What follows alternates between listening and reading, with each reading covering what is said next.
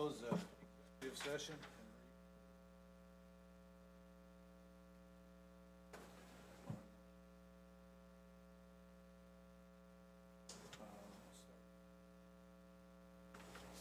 Roll call.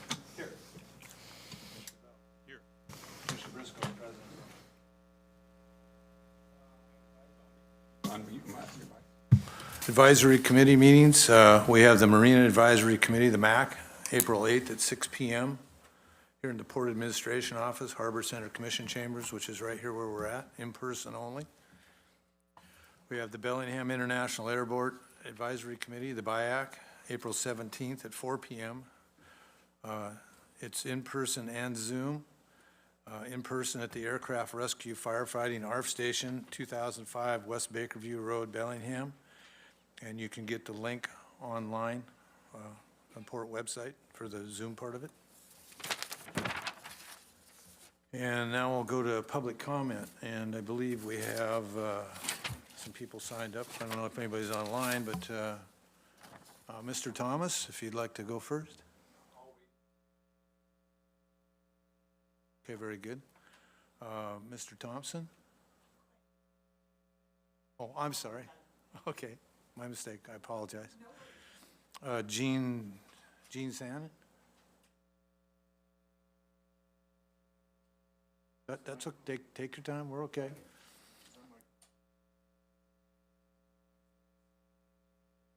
Yeah, we got a handheld? Okay, he's up there.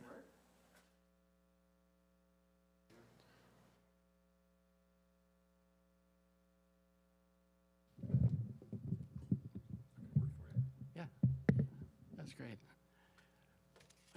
Gene Shannon, my wife and I own the Fairhaven Village Inn since 2004. And roughly about thereabouts, I discovered the trains were a negative aspect of the property.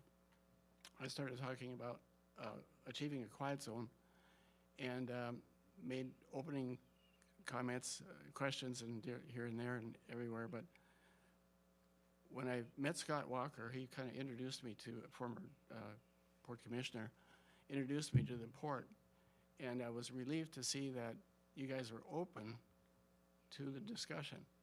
It impressed me because another entity in the area here was not very conducive to discussing the item. So I'm here today to say one thing. Thank you for push, pull, and dragging this thing across the finish line.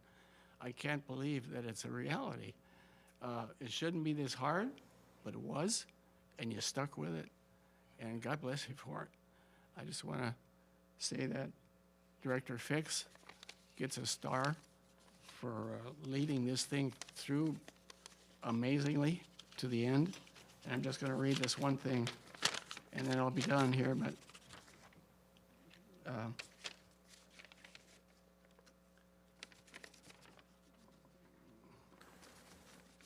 Take your time, Mr. Bellingham Shannon. demonstrates statesmanship and leadership in difficult public issues. Public involvement is highly regarded, and the port incorporates various views, making difficult decisions in a complex environment. I'm sorry, I butchered reading that, but that comes out of your port website, and I applaud you, all of you, for that. So thank you very much. Thank you. You're welcome, thank you. Now, Colin Runnels, is that how you pronounce that? Thank you. My name is Colin Runnels. I'm here on behalf, I manage 2 commercial buildings that border the port in Fairhaven. And I just want to, again, reflecting what Gene said, say thank you. Our hotel brings in something like 10,000 people to Fairhaven every year, and it makes a huge difference. We have return guests who are delighted. And our building next door, South Bay Suites, has permanent residents that have seen a real change over this last week. So we just want to say thank you for all the hard work over the years. Yeah. Welcome, thank you. That concludes the folks I have on the list in front of me. Do we have anybody online? Anyone else in the audience that wishes to speak anything at this time? Okay, we'll continue on here. To the consent agenda. Motion to approve consent agenda items A through H. Comments, Mr. Bell? I have none. Comments, Commissioner Shepard? Yeah, just a question on B. Rob, maybe you could communicate what the rationale for Port Skagit moving on from Petrichor and what any impacts are. Yeah, so the financial impacts will be zero, although actually be a little positive, but not a huge amount. The Petrichor is formed by 6 port entities: the Port of Whitman, the Port of Pasco, the Port of Ridgefield, the Port of Skagit, the Port of Bellingham, and one more, Port of Whitman, and the Port of Whitman is the managing member. The Petrichor was formed to help guide ports and other entities through this broadband expansion or bringing high-speed internet access out to rural areas. We have some expertise that others don't have. It fulfilled that role. It ended up consulting with not just ports, but counties and other government agencies as well that received federal or state dollars to expand their broadband. Petrichor became kind of a guiding authority for those entities. The Port of Skagit wanted to take it, I think, in a little different direction, have it be more of an operate high-speed networks. And I don't think the other members were as interested in that. So the Port of Skagit is going to go do its own thing there and ask to withdraw from Petrichor. No hard feelings. We all still get along well, and we wish the Port of Skagit best of luck in trying to go the direction they want to go with high-speed internet, but it just wasn't the direction the other 5 ports wanted to go with Petrichor. So maybe like being a service provider, potentially, or Correct. fiber. Correct, yeah. Okay, all right. That was my only question, thank you. Okay. And I have none. Motion to approve consent agenda items A through H. Commissioner Shepard? Yes. Commissioner Bell? Yes. Commissioner Briscoe's a yes as well. So that brings us to our presentation for the public hearing, comprehensive scheme of plans. Mr. Allen, I see.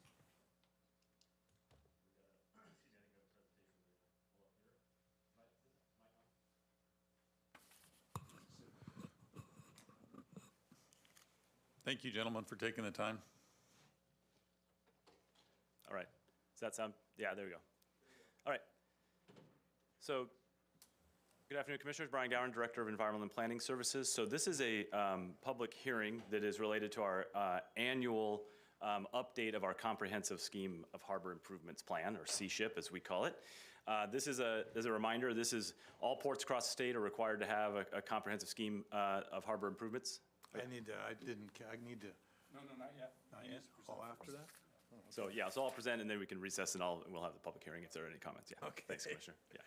So yeah, just as a reminder, all ports have to have a comprehensive scheme of harbor improvements that are updated to capture all of it's basically a capital improvement plan to make sure that public dollars are being spent on projects that are adopted and approved by the commission. So this is something that we update annually after our strategic budget is adopted. Allows us to capture any projects that maybe are new in the budget that we want to make sure are rolled into the comp scheme that before we start spending any capital money on construction projects. Usually there's only a few new projects. Since we have a 5-year projected budget, a lot of them are already built in, but sometimes some new projects come up. So this is just the annual update to that. The 2025 CSHIP updates, like I said, the main things, there are only a few things. It incorporates the 2025 strategic budget. We made some adjustments to some property boundaries due to a sale of property up in Sumas. And then we just annually do the miscellaneous updates, any name changes, any new text, any new things that would be worth sharing. So just some miscellaneous changes throughout the overall comp scheme. And yeah, so just for process-wise, we have issued a SEPA determination on this process. We'll be accepting written comments on that through March 31st. We will anticipate we'll have this public hearing tonight, and then we will bring the actual approval under a resolution to the next commission meeting on April 1st. So that's the process, and then here I'll just launch. Here we go. Just by way of example, so this is the updated 2025 draft comprehensive scheme, or CSHIP. And we use this more than just a capital improvement plan. Actually, we incorporate the budget, but I use this quite a bit. It's available on our website. It's presented. Greg McHenry has done a great job over the number of years of bringing this into a story map format, so it's accessible online. We have a number of different, a bunch of different information on all of our operations, our real estate holdings, some of our policies and strategies. So there's quite a bit built into this, this document. It's always worth taking a look at. So, for example, this year we updated under the real estate section. We have our airport industrial park, and then we have links to all of the land use plans that are incorporated that. So that was, this is really will be a key document that we refer to in our work study sessions that we talked about at the last commission meeting. So this will be a good document to refer to. But for example, as you scroll through here, you see all these different real estate holdings and areas. And when we get to Sumas, when I finally get to Sumas, we've got a lot of property. You'll see that we have an updated map that just shows where there's, to try to find that one. That was, oh, that's right. Sorry, that was under Sumas Terminals. That's right. Bear with me. So here's an example where we have updated the Sumas Terminal to just reflect the updated snippets of property that are remaining, and there's highlighted in a map. And so that's an example of what was updated in this year's C-SHIP. So with that, I'd be happy to address any questions, and otherwise we would recess and open the public hearing. Commissioner Shepard? So it's called harbor, but it deals with a lot more than harbor. That's right. Is that yeah. like a state terminology that we? That's right. It's in the RCWs. That actually it's called all ports have to have a comprehensive scheme of harbor improvements, because traditionally, when the ports were formed, that was really in the harbor areas primarily. Okay. It's kind of an interesting name, but we added the plan on the end, so we call it C-SHIP, which seems kind of a maritime theme to use. Mm-hmm. Okay, I like it. I don't have any questions. Nice looking document here. Mr. Bell? Is snippets the official term for? It is for this year. We could update that, and if there's a comment back, we could change that in the final draft if you like. Something other than snippets? How much land is actually included in the snippet? That's a good question. I don't know if it's quantified, if there's an actual definition of what a snippet is. Maybe we'll update. But how much is there, and how big is our snippet? Yeah, I can get back to you on that. There's only a few little pieces there. The areas here shown in red. I don't have the scale on here, but there's not much. Acres? Yeah, I have to take a look. That's all I have. Okay, thank you. Thank you for that. Make a joke. Good job, Brian. I have no questions, so All right, thanks, Commissioners. we will recess the public meeting at this time and open a public hearing on the comprehensive scheme of harbor improvements. Anyone wish to speak? Anyone online? No one? Going once, going twice, so? We're going to close the public hearing and reconvene the regular commission meeting to our action items. If you please. Motion to authorize the executive director to execute a lessor's consent to assignment, attornment, release, and waiver of notice requirement of the existing Bellingham cold storage lease consent in substantially similar form as the attached proposed consent. Thank you, Tracy. Good afternoon, Commissioners. Terry Elahi, Property Manager. The document in front of you is basically a consent to assignment of lease, which would transfer the Bellingham cold storage current lease that we have in place over to Lineage BCS. BCS and Lineage have come up with an agreement to sell their assets to Lineage. The transaction is scheduled to close before June 27th of this year, and they're asking for the lease to be assigned. The document is basically, it has been approved by a legal department, and we're requesting right now, because we don't know the closing date, that you authorize the executive director to execute it when the time comes. So we certainly recommend approval of the transaction. And I believe we have representatives here from both the entities. If you have any questions, happy to answer them, or we can refer them. Questions for him? No, I think we should go to a listening session. If you'd like to speak now, Doug. Trevor, hold your peace. I'm happy to answer questions if they have them, otherwise I just make a statement. Are the new buyers aware that they have to fly the WSC flag? WSU flag, sorry. Yeah, it's one of the Are they- requirements. Yeah. No, I'd just like to say thanks to the port. We've been at it together for 79 years, and it's been a good run. It doesn't mean that it's over. I'm going to stay on as a senior advisor I'll continue on as president and CEO for a period of time until we close, and then I'll continue on for at least 4 years as a senior advisor. I'll also transfer and have ownership in the new entity myself, so I'll have a vested interest in making sure it stays in good stead. My role as a senior advisor is to advocate for the employees, for the customers, and the community. And I've already started some of that work now, just helping with a smooth transition, making sure the employee concerns and/or anxieties that are normal with a transaction like this are listened to and taken care of. And the same goes with our customers.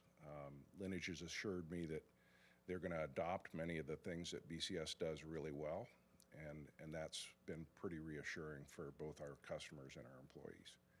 And so with that, I'd answer any questions you have. Otherwise, thank you for your support, and I'd be happy to let Quinn, the VP of Operations for Lineage, speak next if you'd like. Questions? Michael? Sure. I guess just one question I have is, Would you like to come up to, whoever that is, come up as well? we're going to see what appears to be a kind of consolidation of the market here. And where consumers and possibly those companies that work at cold storage facilities have fewer choices with who they're working with. Lineage is going to own cold storage here in Bellingham, also in Linden, a couple operations in Seattle. And I'm wondering how we maintain the diversity of opportunity that we really see breeds competition for customers with that increasing presence of Lineage owning a number of strategic assets in the region. I think it's a great question, and prior to answering that, I just want to touch base on the history of what Lineage is. As you mentioned, we have a strong presence here. We started the journey in 2008 in the Pacific Northwest, and we want to continue that journey. And with Bellingham Cold Storage coming on board with us, to your point, we want to be able to take advantage of the Bellingham presence. We also want to take advantage of the fact that we have close relationships, strategic relationships with the port. So allowing our customers to understand the portfolio of value-added services that Bellingham has allows us to offer that diversity to those customers and gives them the opportunity to select where they want to be, and prominently in the Pac Northwest area versus going into other ports that's outside of the state. So that will help the customers identify where their opportunities are to continue to build their business and grow their and strengthen their business opportunities.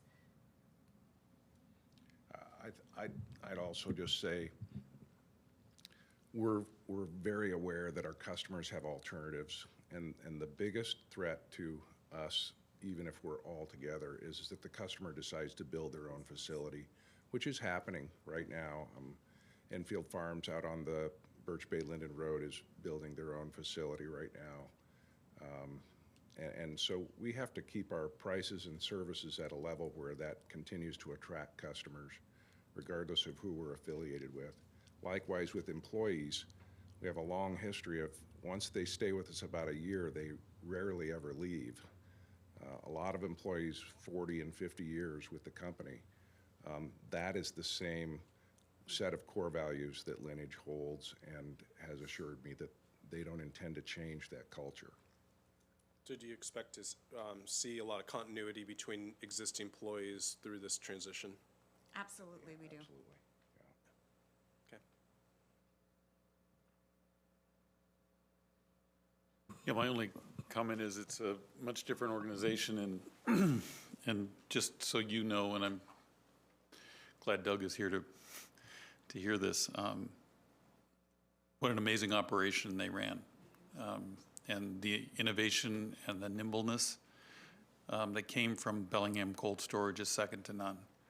I've said it often that Doug is one of the best business people I know, and hoping that excellence continues down. This is not a lecture, it's just, I hope you know you're buying a diamond when you buy this operation. And it is a Cadillac, and we're hoping that some of that stays with the organization. So that's my only. Thank you, Ken. I will add to that that we fully recognize the diamond that we have in Doug. It's not just Doug, it's. It's a whole That's organization. enough, that's enough. But I do want to add to the fact that having the opportunity to meet the Bellingham Cold Storage team, we see the value that they add to it. And part of that, to Doug's point, is we do share very similar values. And how we add to that into our organization is we're going to pick up best practices that we can learn from this team up here to apply that across our network. Seafood is a huge commodity in our area, especially in the Pacific Northwest. We're going to learn how they do it well up here and hope to diversify that and enhance what we've got going on in the rest of the network. So we absolutely see the value, not only in Doug's leadership, but the folks that he has on that team and what it's been able to do for Bellingham, and we're trying to replicate that. Yeah, the healthcare model that they put into place was revolutionary, and so. Understood, thank you. And you won't kick me out of the room for wearing a purple shirt from time to time. Well, there's a husky in the house, that's all I'm going to say. Might just not be you. I was oblivious. I'm from Colorado, so. They only have just that one flaw. Don't hold that against So, me, Doug. so my background from the fishing industry, I've dealt with cold storage over there for a lot of years. Doug was there, and probably before Doug was there. I sat at a table with Doug when the previous owners owned it, the folks you're buying it from, and there wasn't going to be any changes or very many changes. And over the short time they had it, I saw a lot of changes, and I'm not so sure that I was comfortable with a lot of them. Do you folks currently own Sea Freeze in the Duwamish River, that cold storage facility? We do, Do you own City Ice? we do. Okay. Those are the only two other cold storage docks in the Puget Sound area, and I'm a little concerned that one owner is going to own all three of them. That bothers me a lot. We have a facility here that does a lot of business out of Alaska for the commercial fishermen. I mean, a lot of, and it's going to get even more so this next year. Our own stocks here in Puget Sound are going to, the boats will need to be serviced and the product frozen, so on and so forth. I just have a lot of trouble with what I would consider myself, not speaking from a monopoly situation. That bothers me because prices tend to go up, and that tends to drive business away. And it tends to cause what you're speaking to, Doug, other cold storage is starting up. So I would hope in your taking over that we look back at the way the Talbot family and Doug ran the company back in those days. And I think in those days, the tenants were thought a little bit more of. The people, they wanted to come and do business there were thought a little bit more of and weren't priced out of the area. I'm very concerned about that. So, but thank you and good luck on your venture. Thank you. Yeah, and Commissioner Briscoe, many of our on-site, the 13 on-site tenants have long-term leases that have rate stability built into them. Yeah. Thank you, Doug. Any more questions? If you please. Motion to authorize the executive director to execute a lessor's consent to assignment, attornment, release, and waiver of notice requirement of the existing Bellingham cold storage lease consent in substantially similar form as the attached proposed consent. Commissioner Bell? Yes. Commissioner Shepard? Also, yes. Commissioner Briscoe is a no. Motion passes. Thank you. Thank you. Motion to authorize the executive director to execute an agreement to renew and modify Bellingham Aviation Services General Aviation Tie-Down, T-Hangar, and Landing Free Collection Management Agreement. Thank you. Excuse me, fee collection. Thank you. A bit of background on this one. Bellingham Aviation Services, which is the FBI out at the airport, has been managing the T-hangars, tie-downs, and the landing fees for the port since 2017. It was a 5-year agreement, which they honored, and they had 3 one-year renewals. That agreement now expired at the end of last month. We are just asking for a 1-year renewal. There are a couple of changes, a couple of clarifications we have in there. One is we're increasing the landing fees from a 5% to a 10%. Currently, they do get compensated 10% for the T-hangers and the tie-downs. And they've requested a 10% for the landing fees as well. And then the other thing we have clarified in there is that the inspections, there's a bit of ambiguity on what they were supposed to be inspecting on the hangers and the tie-downs. And it's basically a outside visual inspection, and then they report anything to staff. So staff have reviewed the document. We certainly recommend approval. Commissioner Bell, questions? No. Mr. Shepherd, questions? I have no questions. Thank you, Terry. Motion to authorize the executive director to execute an agreement to renew and modify Bellingham Aviation Services General Aviation tie-down, T-hanger, and landing fee collection management agreement. Commissioner Shepherd? Yes. Commissioner Bell? Yes. Commissioner Briscoe is a yes. Carries 3-0. Motion to approve Resolution 1354I, adopting the Harbors Rules, Regulations, and Rates Handbook for Blaine and Squalicum Harbors and Bellingham Cruise Terminal. Good afternoon, Commissioners. Aaron Bisson, Harbor Master, Squalicum Harbor. Here to talk about the rules and regs proposals that were brought in before you March 4th with Tiffany D. Simone. Whoops. All right. When Tiffany proposed the rules and regs changes March 4th, at that time we received some clarifying questions and a suggested wording change to policy 9.9.7 under the sale of seafood section from purchaser to fisher. Right here is the policy. At the bottom there you can see the highlighted section.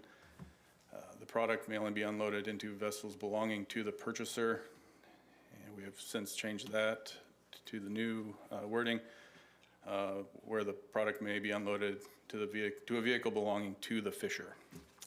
That was everything that we got from Commission, so it's also the world's shortest slideshow. So, Can you bring that back up, please, Aaron? Yes.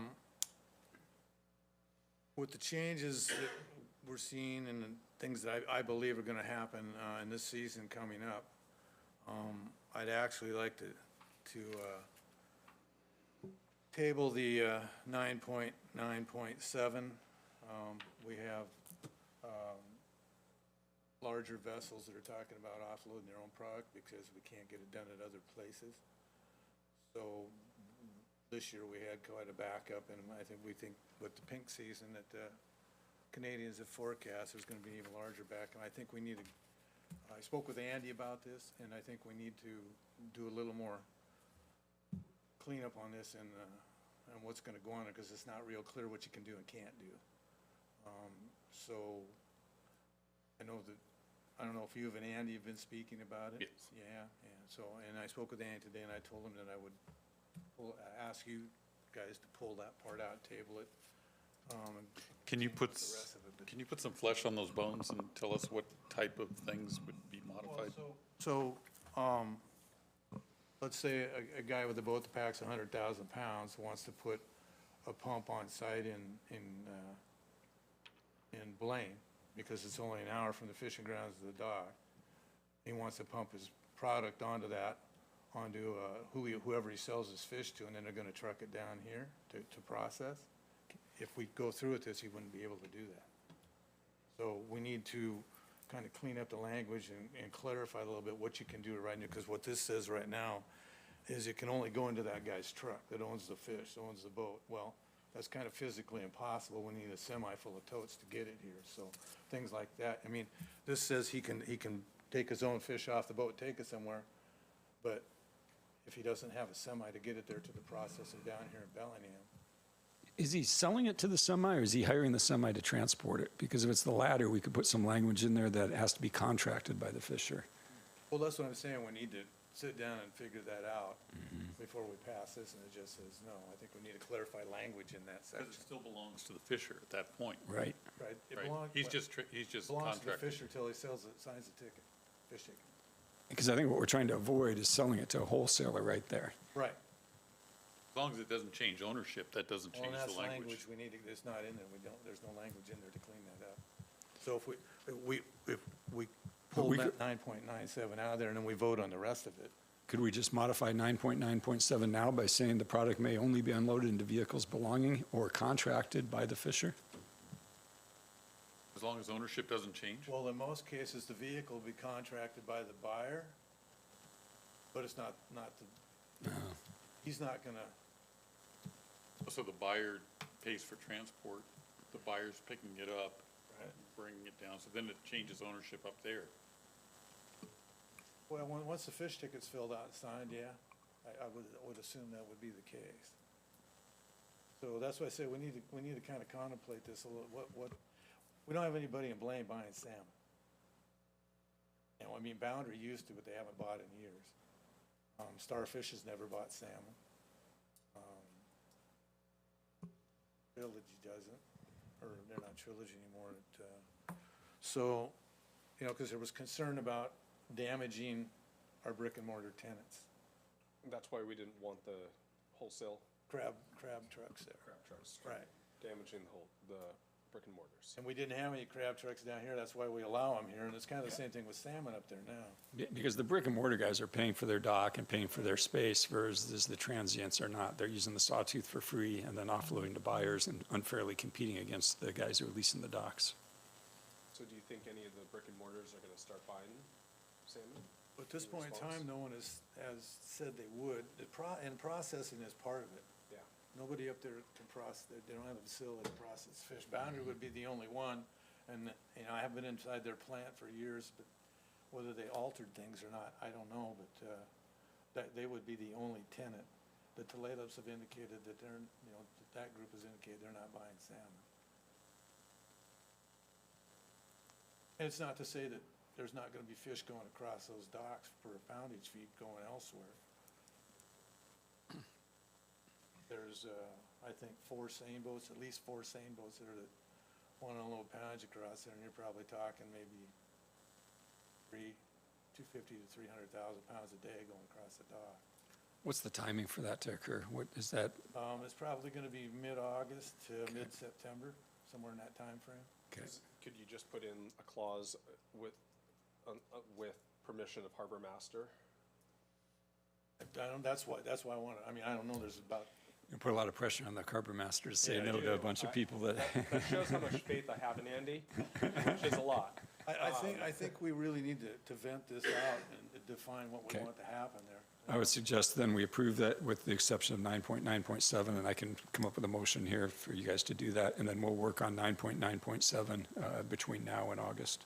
Yeah. Does that work? I Okay. think we'll have to do it before now in August, because I think there's already people getting things in place, buying pumps and getting stuff organized to, we're faced with I think a fairly large amount of salmon this year.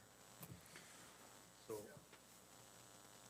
Commissioner, would it make sense to table the entire motion, or are these updates you need to have in place? We want the rules and Okay. regs updated before we get to the busy season here. Okay. Thanks, council. so now, Any more discussion on it, or do you want me to read the motion? Okay, motion to approve Resolution 1345-54L, adopting the Harbor's Rules, Regulations, and Rates Handbook for Blaine and Squalicum Harbors and Bellingham Cruise Terminal, with the exception of 9.9.7, which will revert back to the original language until such time that it's modified.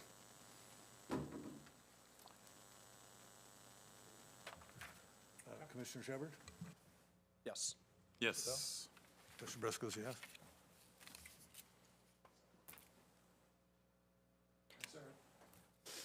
Motion to authorize the executive director to approve meeting and events facility rental rate. Good afternoon, Commissioners. Stephanie Wiley, Community Outreach Manager, back here today with our action item to change rates for the Bellingham Cruise Terminal, the Squalicum Boathouse, and the Fisherman's Pavilion. And I do have a slide with those proposed rates on it.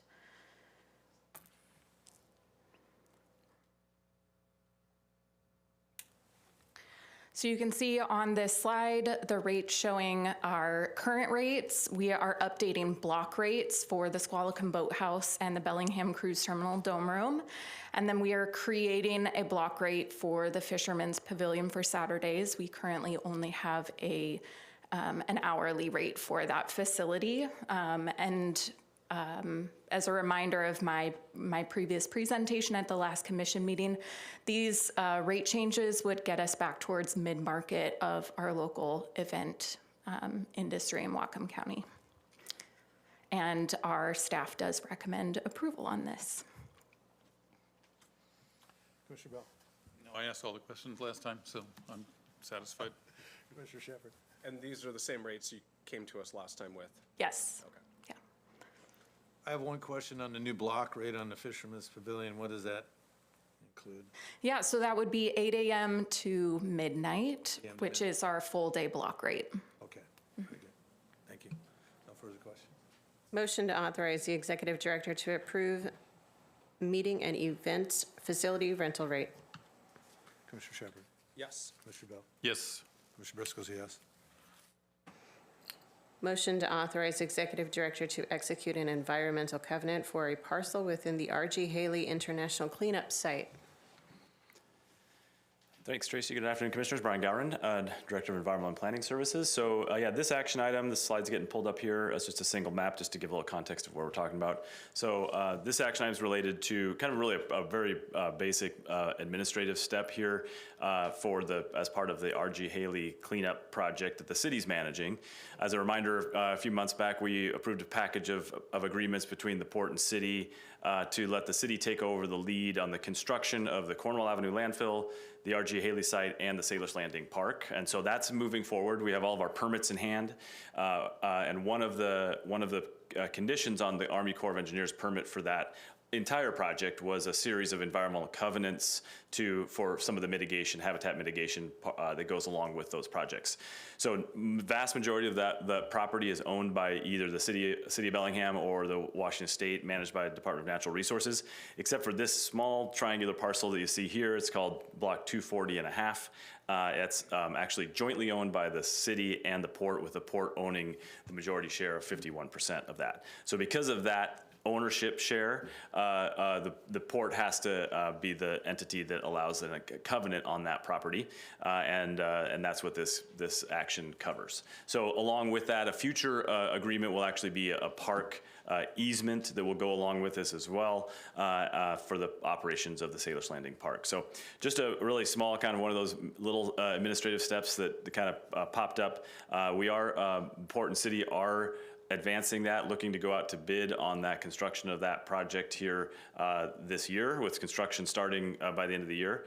So this is a big milestone when you start getting these little pieces pulled together. So with that, the port staff does recommend approval, but I'm happy to address any questions. Commissioner Bell. Is that a snippet? This might fall into the category of a snippet. Impacted by federal funding? No, the majority of these projects are state funded, or state or local funded. Still? Still. I mean, we have our permit in hand. That would be the one thing that would probably have been a hiccup, is that the staffing at the Army Corps of Engineer and those levels are getting impacted. So we have our permits in hand, though, so that work has been completed. Okay. And has all the state funding materialized in the way expected for this? Yep, these projects are fully funded with the exception of a small amount of the R.G. Haley funding. That's still going through the legislative process. That's in the city's side of things. They have indicated that based on the timing of this project, which is going to be a multi-year project, that they anticipate, even if that funding doesn't come through in this round, that it would be kicked up to the top of the list in future, and they would not be likely to stop the project for that gap, because they've got enough on the front end to cover it. Well, as I remember, this is one of the most significant cleanup opportunities we have, and so I'm glad to see it moving forward. I have no questions. Thank you. Thanks, Commissioners. Motion to authorize the executive director to execute an environmental covenant for a parcel within the R.G. Haley International Cleanup Site. Commissioner Bell? Yes. Commissioner Briscoe's yes, carries 3-0. So that brings us to our end of the meeting public comment. So if anyone has anything they'd like to get up and say, you're more than welcome to do so. Dan? Sorry to let you down. Man. Anything, anybody online? Okay, so I'll move from one more last call for public comment, none? Okay. Other business? Commissioner Bell? Has that ever happened where Dan didn't? Dan's letting us down big time here. Mark this day. A couple of things. Just a note on the quiet zones. They took quite some time and they took quite a number of resources from the port to make happen. I'm sorry the gentleman left, but just to go on the record that was a heavy lift, Rob. And we're proud to have done it. The city still needs to finish theirs. The reason you still hear train signals going through the town is because the city has not completed their portion, but the port did belly up to the bar and took care of everything that we were responsible for. City did do their share in the south side, just for the record. Yeah. And is it only city ones on the north side that are remaining? Yeah, we don't own anything on the north side. They're all city-owned, correct. And no private crossings, it's just city-owned. And they are in the process of trying to get funding and get that done. As you saw from what it took us on the south side, it's going to be a few years. I'm just taking wins when I can get them. Well, it's a good win. I mean, we had to spend money. It's extremely bureaucratic. It was a lot of negotiations with an obtuse organization. Yeah, so. And the only part of that I just wanted to make sure everybody understood was that we are going to go forward with our industrial work down there at the waterfront, that we are going to put in we are moving forward with a rail spur, that there will be industrial activity at the shipping terminal. So there will be industrial work happening in that region. It's not, when they say quiet zone, it just means train signals will not be making noise, but there will be industrial activity on that site. Just wanted to mention Small Cities meeting today. There was a large discussion about opioid addiction and homelessness and where the two intersect. There was a mention made of the transitory nature of where those homeless areas are moving, how much of it was county, how much of it were small cities, how much of it was contained, and how much capacity we have. It continues to be a problem for the Pacific Northwest in general. We're not alone in the city of Bellingham, and we share equally the number of bodies in the county as well as in the city. They just tend to congregate in the city. But it was an enlightening conversation about how difficult it is, and at some point, we do expect that the communities to continue to move. So just keeping an eye out that they don't move into the airport property because it is an easy place to hide. We do have plans for a lot of those areas. And then the last thing is I'm looking forward to a meeting to discuss airport activities with you guys on April 1st to talk about planning efforts at the airport. And I hope that sets a model for how we address all the rest of the discussions about what's going to happen in each one of the areas of the port. So just making sure that's on the calendar, and that's all I got. Okay. Thank you. Mr. Shepherd. Okay. Just another quiet zone question, is there a projected timeline for the north side? I'm going to have to get back to you on that. I've seen it, but I don't recall off the top of my head. So we'll bring that back to you the next meeting. And we'll talk to the city between now and then, just make sure that's up to date. And since we're on it, Anthony Amaretti did the heavy lifting on that one. Just an incredible job by him. Remember, he used to be our contract guy. He left to go to one of the bad ports down south. We recruited him back to the good port up north. And this was one of his projects, and he just did a fabulous job on it. Yeah, It would be useful to hear that timeline, because I think we'll just be getting increased questions now that it's very much on people's radar. There's been some news stories about the South Side one, so thanks. I also had a question. I got to go to the groundbreaking for Old Town redevelopment. Do we have an idea of number of units going in those first buildings, and then any projection on total number of units that are expected? Do we know these? There again, I've details seen yet? that, but I don't have the top of my head, so I can bring that information back to you. Okay. I would just be interested in knowing, to have a ballpark of what type of build-out we're anticipating. But very much a lot of excitement over that, the opportunity for redevelopment and just revitalizing this portion of downtown that has a lot of opportunity to grow. One of the things that Mr. Dawson said at that groundbreaking was that they plan on doing a building a year. So that gives you some idea. But how many units are in each of those buildings, I'll get more clarity on. Okay, thank you. Is there a pool established to determine whether they beat Harcourt with Building 3? Not that I know of, but maybe we'll start one. That all you have, Commissioner That's it for Shepherd? me, thank you.